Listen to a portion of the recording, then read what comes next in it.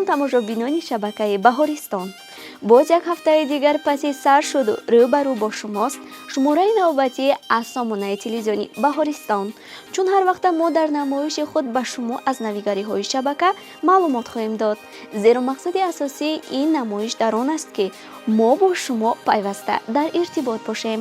ҳафтаи гузашта низ ба почтаи электронии мо якчанд мактубу дархост ирсол шудаанд ки айни замон хондани онҳоро шурӯъ мекунем. салом ба аҳли эҷоди шабакаи Баҳористон. Ман Парвина аз ноҳияи Рӯдакӣ мебошам. Барномаҳои шабакаи шуморо тамошо мекунам ва хусусан мухлиси барномаи Парвин ҳастам. ҳар шом ин намоишро тамошо мекунам. мехостам донам ки даври аввали он кай пахш мешавад. тамошобинони азиз, бояд гуфт ҳама рӯза шумораҳои даври интихобии шоу барномаи озмуни Парвин ки дар тамоми гӯшаву канори кишварамон сабт гардид пахш мешавад. ин лоиҳа ба наврасону ҷавононе ки ҳунару маҳорати зарояндагӣ, навозандагӣ ва рақсро доранд имконият дод ки истеъдодашонро нишон диҳанд. дар намоиши гузаштаи худ мо гуфта гузаштем ки даври аввали ин намоиш аллакай оғоз гардид ва доир ба иштирокчиёни аввали он низ ба шумо маълумот дода будем. ҳафтаи гузашта намоиши дуюми даври аввал низ сабт гардид. таваҷҷӯҳ намоед.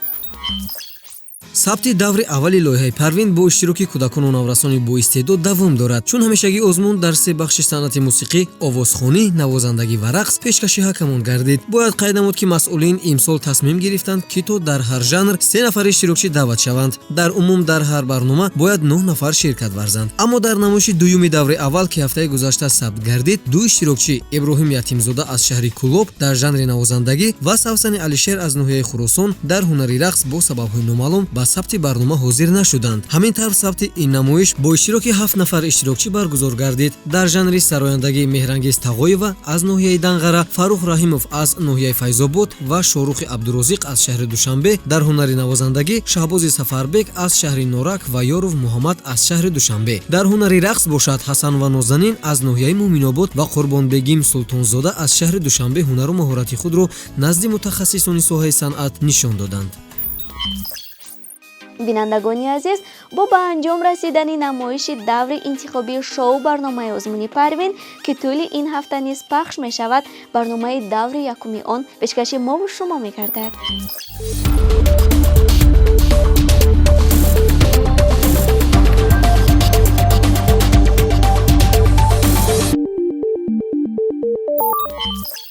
намоишамонро давом медиҳем.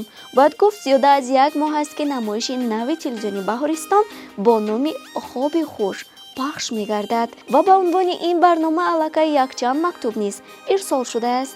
ҳафтаи гузашта Фарзона Ҷонмамадова ба мо мактуб навишта чунин хоҳиш намудааст.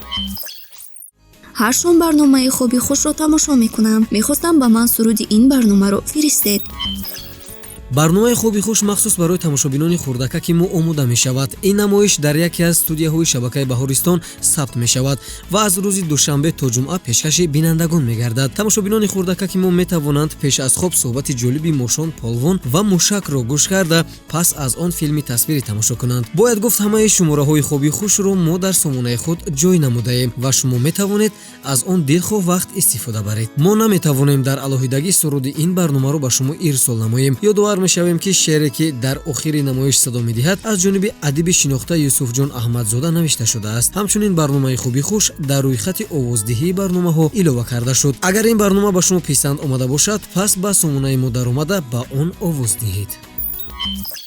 тамошобинони азиз, тавре дар боло гуфтем ин намоиш махсус барои он таҳия мешавад ки мо бо шумо робита дошта бошему аз фикру андешаҳои шумо доир ба шабака мо бохабар бошем.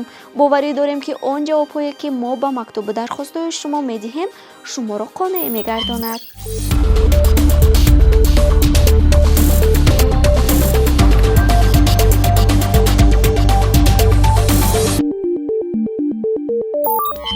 хондани мактубҳоро давом медиҳем.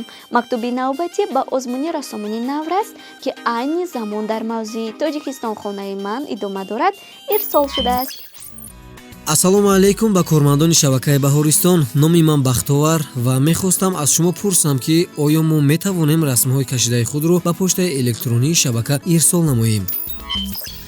телевизиони Баҳористон махсус барои онҳое ки расмкаширо дӯст медоранду ин ҳунарро доранд озмуни рассомони наврас ҳамасола дар мавзӯъҳои гуногун эълон менамояд. мавзӯи озмуни мазкур вобаста ба санаҳои таърихӣ роҳандозӣ мегардад. мақсади асосии озмуни рассомони наврас дастгирӣ намудани кӯдакони болаёқат мебошад. айни замон ин озмун таҳти унвони тоҷикистон хонаи ман идома дорад ва албатта шумо метавонед расмҳои кашидаи худро ба ин мавзӯъ ба почтаи электронии мо нома санҷобак tvb.tg ирсол намоед.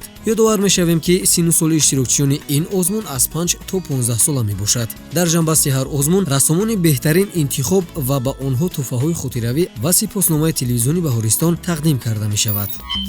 бачаҳои азиз, пеш аз оне ки расми кашидаи худро ба мо мефиристед, бигзор падару модар ва ё муаллимаи шумо онро як бор аз назар гузаронад.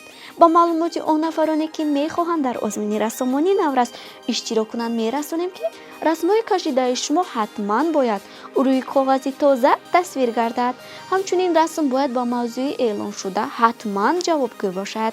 навиштани ному насаби рассомро дар зери расми кашида шуда фаромӯш накунед. дар ҳолате ки расми кашидаи шумо ба талаботҳои дар боло зикр шуда ҷавобгӯ набошад, пас мо наметавонем онро тариқи эфир пахш намоем.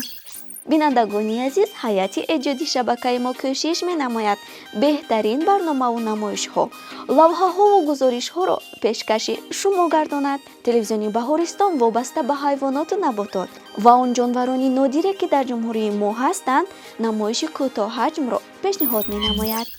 намоиши мазкур аз рӯи китоби сурхи ҷумҳурии тоҷикистон ки дар он маълумот оид ба намудҳои нодири набототу ҳайвоноти ҷумҳурии тоҷикистон ки ба муҳофизат ниёз доранд гирд оварда шудааст омода мешавад. дар шумораи аввали ин барнома дар бораи бабри барфӣ ки дар кӯҳҳои пурбарфи мо гашту гузор мекунанд маълумот дода шудааст. ин намоиши кӯтоҳаҷм дар давоми рӯз якчанд маротиба пахш мегардад. бояд гуфт ҳарчанд намоиш аз 3-5 дақиқа иборат аст, аммо бо дидани он боварӣ дорем шумо дар бораи ҳайвоноту набототи кишварамон маълумоти зиёд мегиред.